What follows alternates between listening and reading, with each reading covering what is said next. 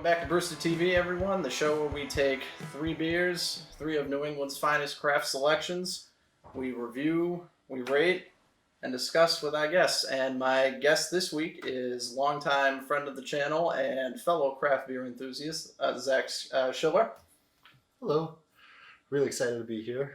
These are some beers that I've been looking forward to, especially this guy right here. Yeah, the duck sauce alone, I was like, you know what? Like, I couldn't not, you know, when you just see can art that grabs your eye, but at the same time, it's just a weird concept. And it's like, I can't not buy that. It's, I don't know if I'm really looking forward to it or not, but I need to. I need to drink this. That's all right. Well, we'll save the best for last then, if that's the case, or the worst. But we'll have to tell when we get that far. Per usual, if you want to see more content from us, be sure to like, comment, subscribe, and follow us on our social pages. Keep you up to date with the latest Brewster content. And I think that's about it. On that note, you want to dive into these beers and start drinking? Let's do it. All right, bet.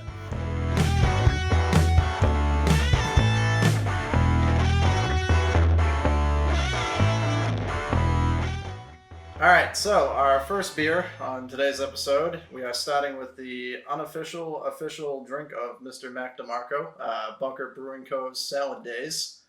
Then that comes out of Portland, Maine.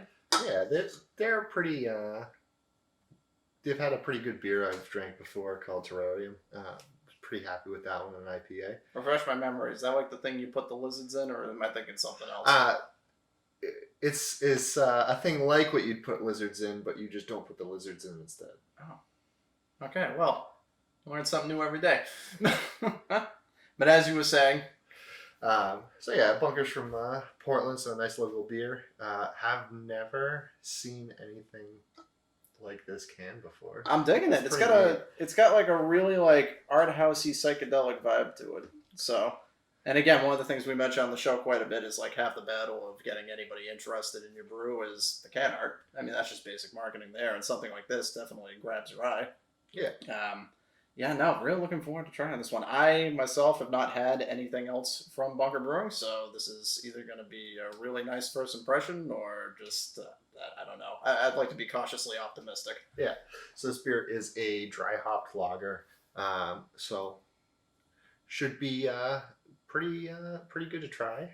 All right. Let's see what it tastes like. Social distance. Cheers. Yeah.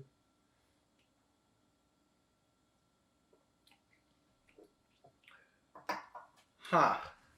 It's got, so a lot of these beers that are hop heavy have a flavor which I can describe as like plants, which is refreshing. Wait, it tastes so much like hops, just like it gives a fresh plant aroma and flavor to it. That it's very, very floral. It's got a lot of bitterness, like on the back of your tongue. Never before have I heard a beverage referred to as plants. It's planty. For its but hang on, are we talking like actual are we talking like garden weed, or are we talking like a hibiscus of some sort? Like yes, to both of them. It's got a bitterness to it, and just this floralness at the same time that are a little bit conflicting. I kind of get that on the second taste. Yeah. But it's delicious. It's very refreshing. Yeah, it's pretty light. I mean, I like it. I do. I've had some stuff similar to it, and the thing I kind of like the most about it is it seems to be like really smooth. And I'm always looking for something, especially like I love a good sipping beer, but like you need it to have that like smooth factor to it. So it just really just like it hits the palate, but at the same time it just goes down easy. Doesn't fill you up too much. You know, I'm looking for something that I can like repeat drink basically. Oh yeah, I used to drink a lot of IPAs and IPL kind of beers. They were just all I had for a while, and this definitely would have been one of my favorites at that time. Very good. Yeah, no, I would say. All right, good. I'm glad we started. You know, there was a decent amount of pressure, this being the second episode of the season, so I was hoping the first one wasn't going to be a disappointment, but I think we did pretty well here. Bunker Brewing, good job. Good job. Mac DeMarco, come on the show. How great would that be? Special guest. And then I'm just going to get an email being like, don't ever speak of my name again on your crappy YouTube show. Yeah. Do not, don't speak to me or my son ever again. That's Well, back to Marco. Oh god, it's like that like squiggly Comic Sans like album art kind of writing. All right. On that note, this was great. Let's go ahead and shift gears into the next beer here.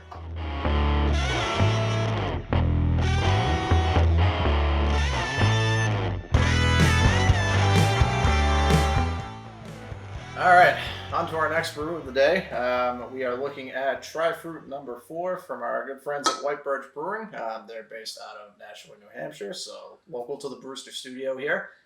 Just want to give a shout out real quick to my boy Mago over there for hooking us up with this selection here. I told him we were going to feature it on the show, so hopefully he's watching this here. Go to White Birch, get the salami. It's the best salami I've ever drank. Oh my god. I promise. All right, you want to give a little bit of backstory behind that? All right, so that's a beer called something a little more interesting. It's SALMI, but it's salami. Like, come on. It's fantastic. We go there fairly well. Before COVID, we went there a few times. Fairly often, yeah. They're very, very good, local, fantastic place to hang out. Yep. And apparently great salami. This beer looks like a mimosa. It does. I noticed that when we were pouring, and you actually brought up a good point too. While I was doing the pour, it basically just looks like pineapple juice. Yeah. I'm pretty sure this is unfiltered. So at the bottom of the can, you could tell there was definitely some solids in there.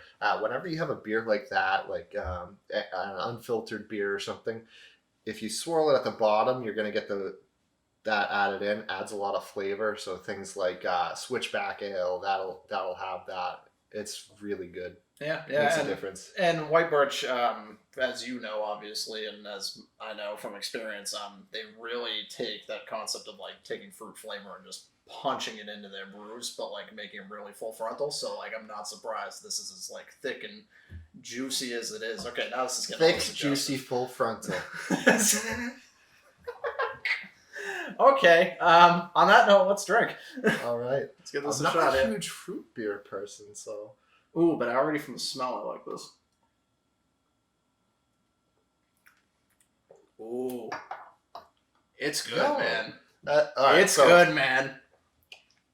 It feels like a pina colada almost. It has a lot of orange flavor to it. See, I'm getting the pineapple more. A good amount of pineapple flavor to it.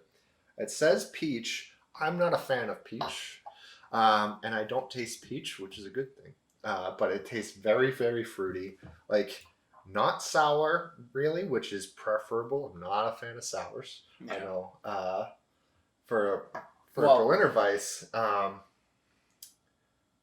very, very, very fruity. Yeah. No, I mean, I'll admit, because I'm like you, I'm not too big on sours to begin with. That being said, I mean, we like White Birch's sours. They're an exception to the rule, but in terms of, a really fruity, deep beer like this, I was a little bit cautious pouring it out. I didn't know how I was going to feel going into it, if it was just going to be too thick on the palate. But again, this is something where it's surprisingly smooth. It's kind of thick. It actually has the consistency of a fruit juice. It does. So, I feel like I need to add more booze to this. Like, this is like, it's like you said, it's mimosa basically. Like, yeah. What is it? Like 4%? 4.5%? I want to say something around that there. 5.5%. 5.5%, yeah. The fruit ones typically hover around that point too. I don't think I've ever seen, with the exception of like one or two, I've never seen a sour go above, I think like 5.5 maybe. I don't know. So, just a little more tasting notes. After you have, that, after you sip it, you get the initial taste of fruit, and then it kind of transforms into your more traditional beer flavor afterwards. So, not entirely, not overwhelmingly fruit.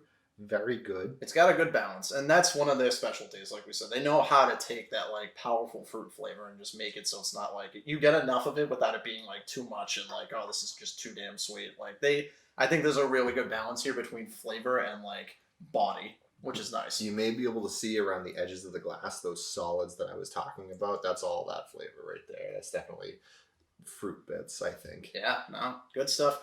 White Birch, well done, very well done. Highly recommend on this one here.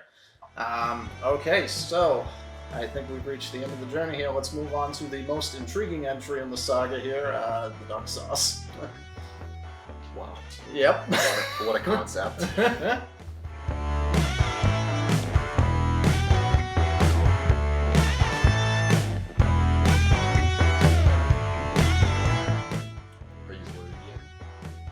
I don't know, man. Like, I'm gonna be honest. So pouring this, when you think duck sauce and you think it in a liquid form, like a beverage, I expected like molasses coming out of the can. This is a lot lighter than I anticipated. And yet it's not. I mean, for what it is, yeah. So just to clear it up, so we're drinking. This is duck sauce out of Stratford, Connecticut. To just kind of paint a picture here for the flavor profile, it's a double India Pale Ale, and it's brewed with apricot, plum, pineapple, ginger, and candy syrup. Which I'm going to be perfectly honest, prior to this, I didn't know all that was in a duck sauce. Yeah, I like duck sauce. Stillwater Artisanal. Went to their website, saw a lot of wacky beers, like with really, really cool artwork and really clever names. Yeah. I love apricot, so hopefully this tastes a lot like apricot and not a lot like drinking duck sauce. So, like I mentioned, when I purchased this, when I did my beer run for Brewster Season 1, the gentleman behind the counter was basically just like, "I've tried this. I tried one of these. I haven't been back." And I asked him, I said, "Is it bad?" And he goes, "No." He's like, "It's just odd." He was like, "I don't need to drink any more than one." And I was like, "All right, well, now I got to do it." Yeah. So. And the can, honestly, looks like it's trying to be like a poster for some kind of kung fu movie or something. Yeah. It's really good artwork on there. Getting a very like late 70s, early 80s exactly. like Bruce Lee flick or something like that on exactly. it. So. All right. So for something like this, where it's such a complex profile, let's give it a smell first, and then we'll dive in because I'm just really curious. It smells like an IPA. I was gonna say, it smells like a beer, like just a standard just IPA. It does have a little bit of that, like. So now I would describe as a planty smell, like what again with the plants. In a terrarium. And there's the plant callback. Very hop forward on the smell, but other than that, it smells like a normal beer, not like duck sauce. Yeah, that's the thing. I'm nervous. All right, let's just dive in. Let's do this. All right. Here we go. To duck sauce.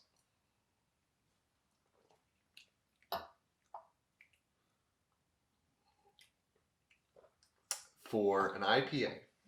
What is happening? Alright, so I'm so no duck sauce flavor whatsoever. No. It has a lot of like my brain actually a little bit of duck sauce flavor, but in a good way. It's got like a almost like an apricot jelly aftertaste to it. Yeah, so what I noticed was I took a sip and my brain immediately started going like ape shit because it was just like, oh, like what is this flavor profile? And then I wasn't getting any, and then as it sat, it hits, but it's not like a punch. No, it's subtle. It's mellow. Now, like I didn't expect this. This is a 9% ABV double IPA. Doesn't taste like it. Yeah, it does. It starts off with like a little bit of hint of IPA. Yeah. Because you know what the doubles, like a lot of the times, a lot of the really hop forward stuff is just like a punch of like just the hop flavor and just like really, really intense. And like this is surprisingly smooth. That guy behind the counter was wrong. This is a good beer. Yeah. This is a drink more than once. I'm starting to wonder maybe if he got turned off by it because he didn't really get like a punch of duck sauce, which like I understand that, but at the same time, like you kind of want the flavor balance. And I think this is just to clarify, this exceeds my expectations because I was scared of shit going into this, but this is actually really good. Yeah, like it has almost like a fruity, sweet, creamy ending to it. And before that, it's just sugary, slightly IPA. It's great. Yeah, I would buy this again. Actually, again, like hints of IPA. It's one of those like the trends of foods being really weird, where they have essence of carrot or a vicious rumor about a strawberry. This is a hint of IPA. Vicious rumor about strawberry. Jesus. Yeah, no, I came into this fully ready to be like, oh, like, it's too sweet, it tastes too weird, it's trying too hard to be this, and I'm actually really happy that it proved me wrong in every aspect. Yeah. This is nice. Good job. Like, good damn job, Stillwater Artisanal. You got me. You boomed me. I enjoy their logo too. It's just their name but upside down. Oh yeah. It's simple. It's the little things like that, you know. And it's funny because it's like, you don't need any crazy font, you don't need any fancy stuff like that. Just flip it. You give it the Missy Elliott, you flip it, but they didn't reverse it, so it doesn't really apply. Yep. Yeah. All right. So I think it's time we move on and determine which one of these beers would we drink, which one would we marry, and which one are we going to spill.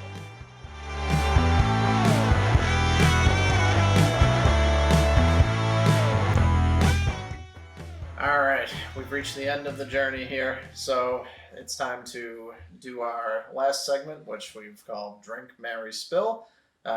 Basically, we're going to go down the row here and decide which one of these will we drink casually, which one will we take home and marry and just treasure for the rest of our lives and in the rest of our fridge's lifespan, I guess, and which one would you spill? So, can I just say that I was going into this before I tasted anything, thinking I'm going to know exactly what I like the most and exactly what I don't like the most, because I don't love fruit beers, but this was very different. Yeah. And I really like, your IPL, your very hop forward style lager. I do really like that, but I think for me, I definitely drink the Tri-Fruit. Okay.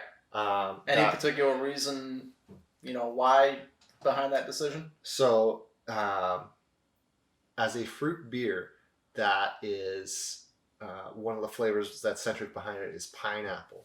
I fully expect it to be a sour. And a sour Berliner Weiss is just not something that I enjoy.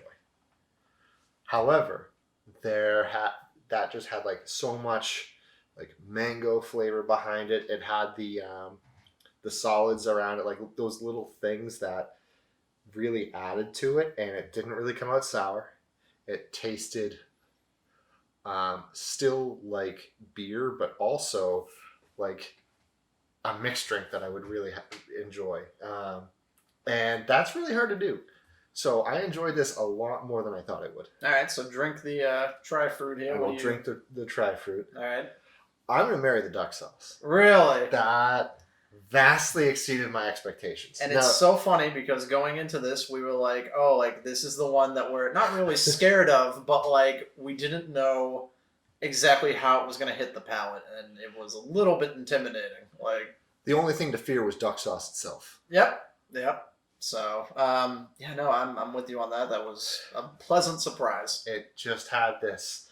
I love apricot, and it had like an apricot jelly flavor to it at the end, and I just very much enjoyed it. And the one that I loved this beer. I think this would be a very regularly drank beer for me a couple of years ago.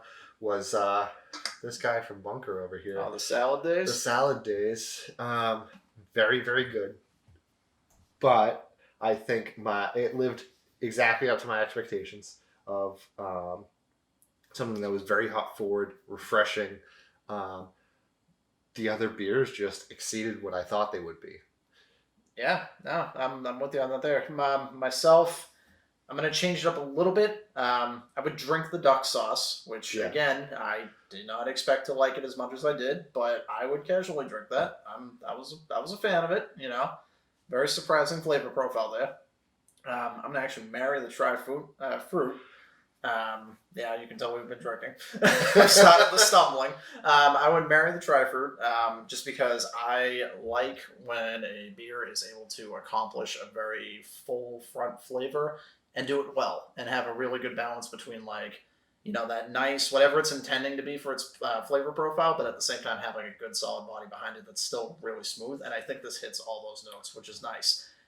If you like Zach and you're not too keen on sours, but you do want something with a good amount of fruit to it, I would highly recommend this one here. I think the Tri-Fruit is really good for someone starting to get into that real fruit base of beer. Very well done beer. Yeah. And then I'm with you. I'm gonna spill the Salad Days, which makes me kind of sad because, again, you put it perfectly when you said it's not that it's a bad beer. What it sets out to do, it does really well. It was just, in comparison, it was just kind of underwhelming compared to the other ones. There was really, for what it is, it does its job great. It just isn't as unique as the other two were. I think the other two did a better job standing out among the pack. Yeah, this is the kind of beer that I tend to go after a lot more often. Yeah. These are not, but kind of in their field, they are just outstanding. Yeah, and again, we encourage all of our viewers, try one or all three of these beers. Highly recommend them. In their own right, they're all fantastic. Be sure to, let us know in the comments. Did you like them? Did you hate them? Were we completely wrong? Do you have your own critique on them? And also, too, moving forward, let us know what kind of beers you want us to try, Like, if you got any suggestions, leave them in the comments. We'll feature them on future episodes, Absolutely. The more material, the better, We really want to expand that New England craft beer palette, and through you guys, we can do a better job of that. So, I think that's going to wrap it up for this episode. Zach, thanks for coming on today. Thanks for having me. Glad you enjoyed our little beer excursion here. And until next time, everybody, goodbye and good night.